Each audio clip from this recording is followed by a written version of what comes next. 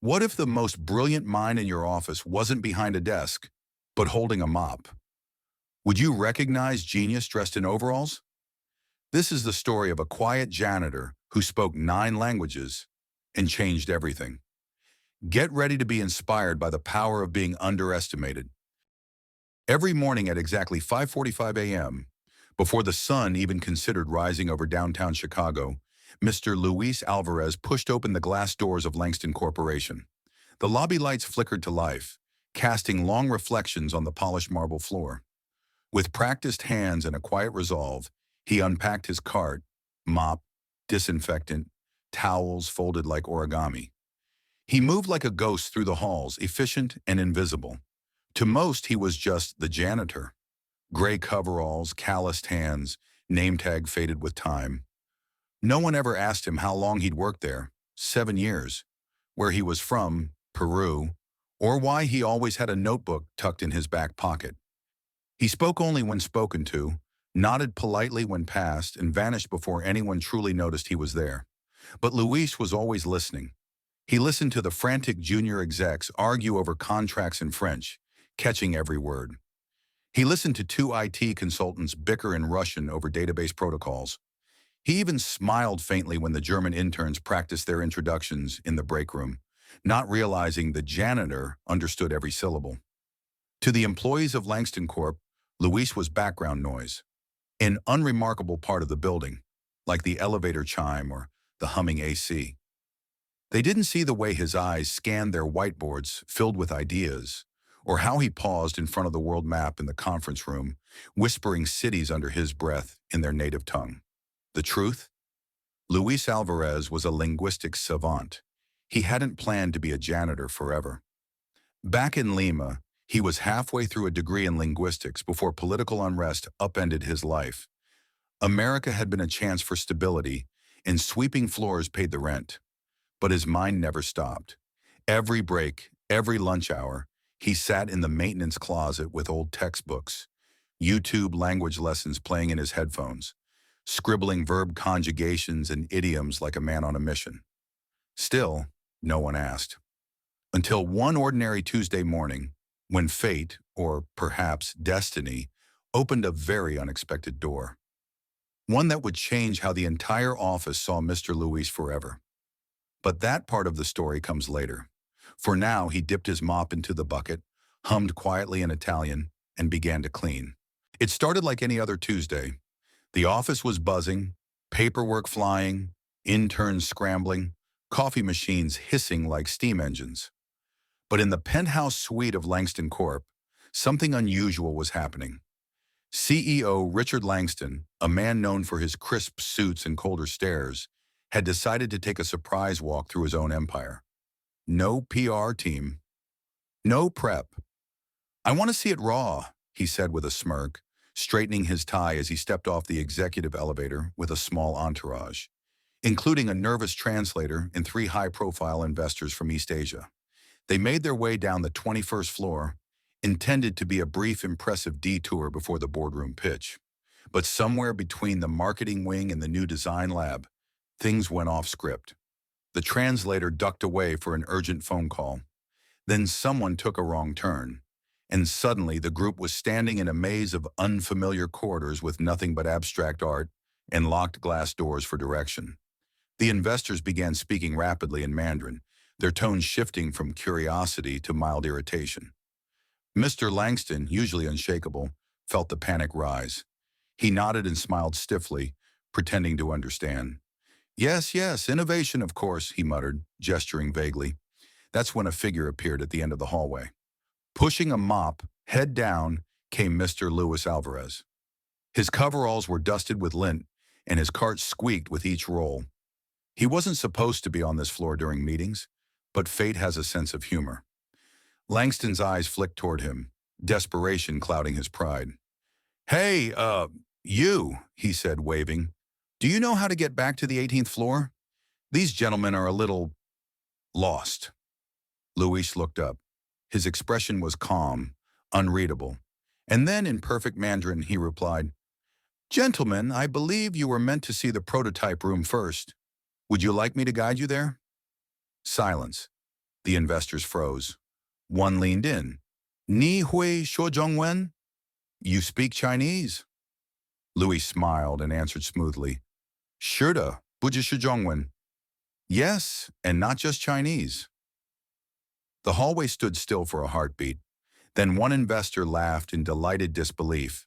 Langston blinked. His translator returned just in time to witness what would later be described in the office as the janitor incident that flipped the power dynamic. And just like that, the mop wasn't what anyone remembered. For a moment, nobody moved. The executives stood like statues, their tailored suits suddenly looking less impressive next to the janitor with a mop and a mastery of Mandarin. CEO Richard Langston's mouth hung slightly open, unsure if he'd just witnessed a glitch in the matrix or a miracle. And the investors? Their skepticism had melted into fascination. One of them, Mr. Chen, a billionaire venture capitalist known for rarely being impressed, stepped closer. You speak Mandarin like a native. Did you study in China? Louis chuckled softly. No, sir. I learned from tapes, books, and a few friends over the years. Then with a quiet confidence, he switched to French.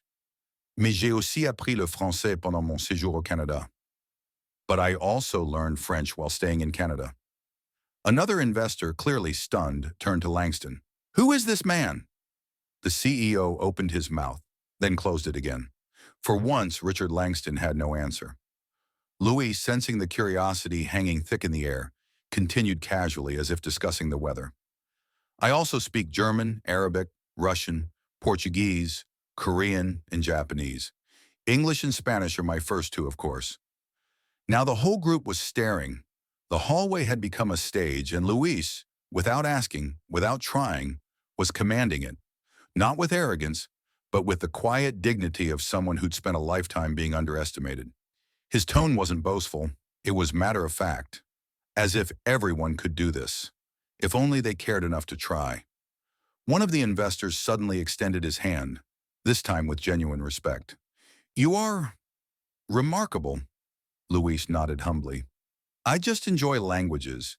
They connect people who otherwise might never understand each other.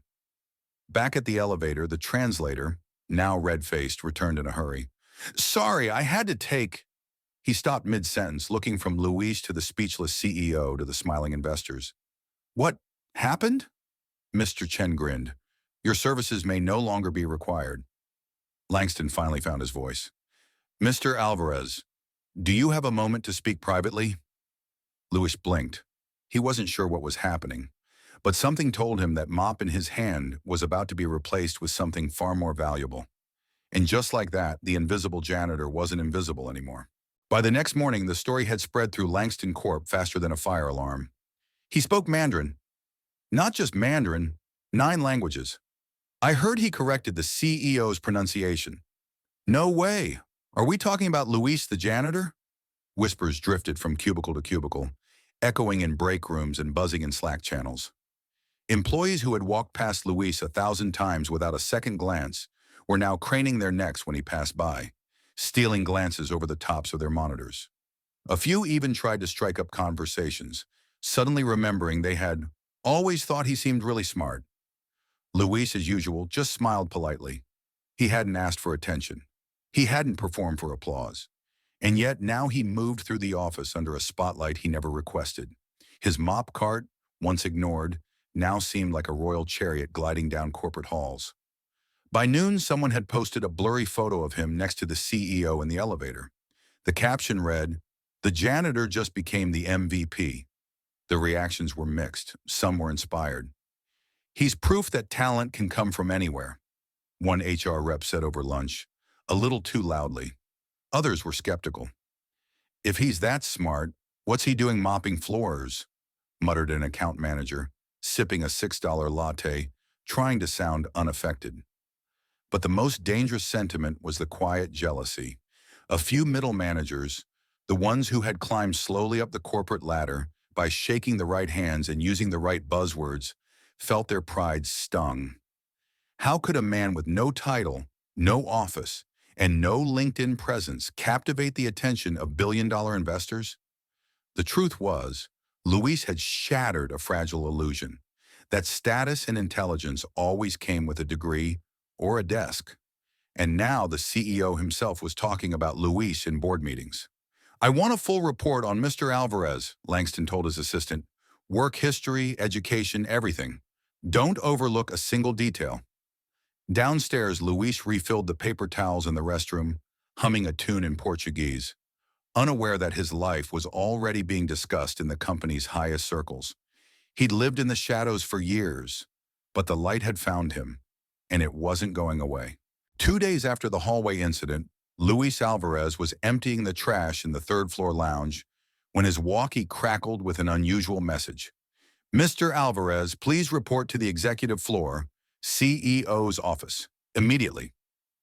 He froze mid-motion. No one from the janitorial team ever got called to the top floor unless something was broken or someone was in serious trouble. And Luis was meticulous. He hadn't missed a trash bin or left a smudge in 7 years.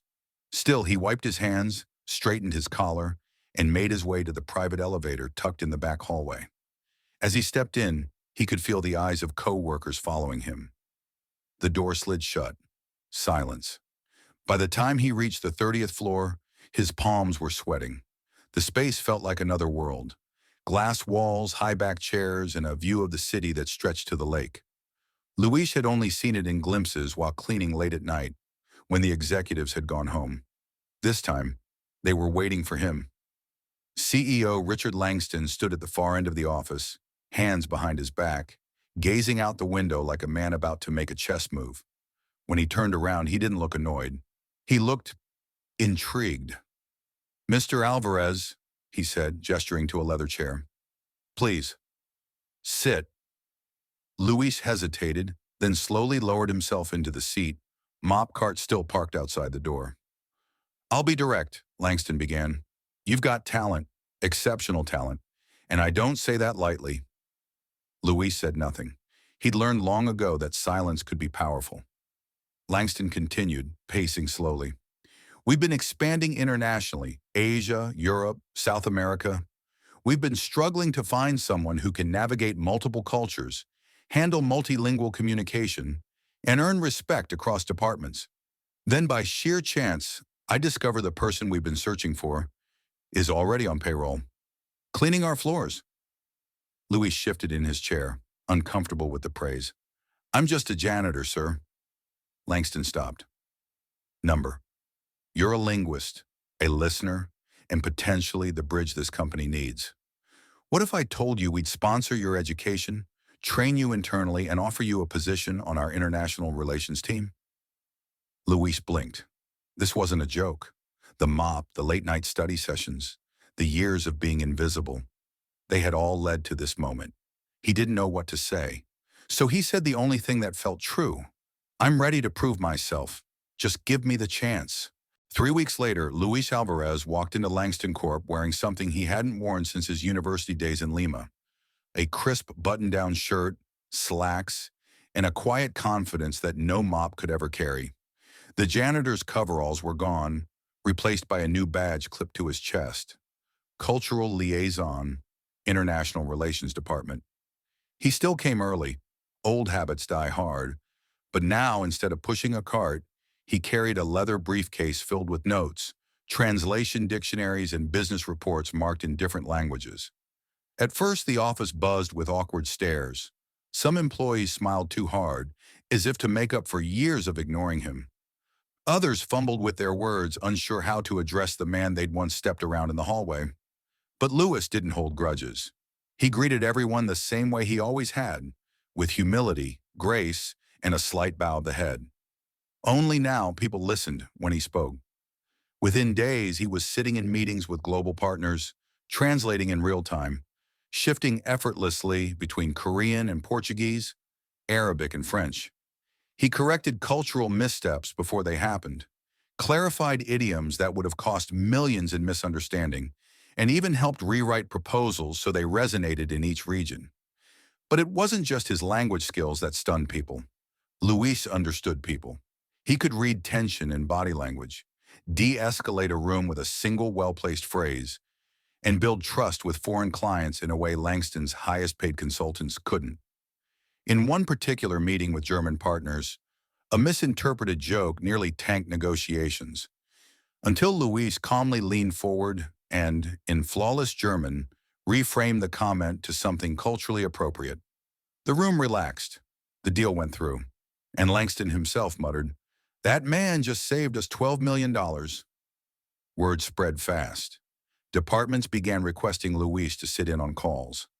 HR asked him to help revise the international onboarding guide. The marketing team even pitched a campaign titled Genius in the Halls, though he politely declined. Luis never forgot where he came from. He still ate lunch with the janitorial staff, now in a dress shirt instead of coveralls, and when asked how he rose so quickly, he always gave the same answer. "I studied in silence for years. I listened. I learned. The opportunity found me, but I made sure I was ready." The office had never seen anything like it. And still, Luis was just getting started. It was a Thursday morning when everything changed. Again, Langston Corp's global expansion deal with a powerful consortium from the Middle East was hanging by a thread. Months of negotiations, dozens of legal drafts, and several sleepless nights had led to this. The final boardroom presentation. The stakes? A $500 million contract and the company's entry into a new region. The boardroom was packed. Executives, legal teams, translators. Even CEO Richard Langston looked tense, flipping through his talking points. But as the high-ranking delegation entered, dressed in flowing robes and tailored suits, it was clear something was off. Their lead negotiator, Sheikh Al-Salim, spoke little English. The translator fumbled within the first 2 minutes, misphrasing a critical greeting. The Sheikh's eyebrows rose in visible irritation. Langston shot a glance at Luis, who was sitting quietly near the back, taking notes. And that's when it happened. Luis stood up, calmly, confidently, and began to speak in flawless Arabic. His voice was gentle but firm, his intonation rich with respect and cultural precision. الشيخ السالم، أسمح لي أن أقدم لك ترحيبا خاصا باسم شركتنا. نحن نقدر وقتك ونعرف قيمة الشراكة الحقيقية. Sheikh Al-Salam, allow me to offer you a personal welcome on behalf of our company. We value your time and understand the importance of true partnership. The room shifted. The Sheikh blinked. A smile crept across his face. أنت تتحدث لغتنا بطلاقة. You speak our language fluently. Luis nodded humbly. I speak it with respect. What followed was nothing short of extraordinary. Luis didn't just translate, he connected. He adjusted business terms for cultural context, bridged humor and humility, and even offered metaphors that resonated with the Sheikh's values. The negotiation turned from rigid formality into a flowing conversation. By the end, the Sheikh was laughing, nodding, shaking hands. The deal was signed that day. Afterward, Langston approached him, stunned. You didn't just save the deal. You elevated us. You made them feel seen. Luis shrugged, smiling softly. Everyone wants to be understood. That's all I've ever tried to do.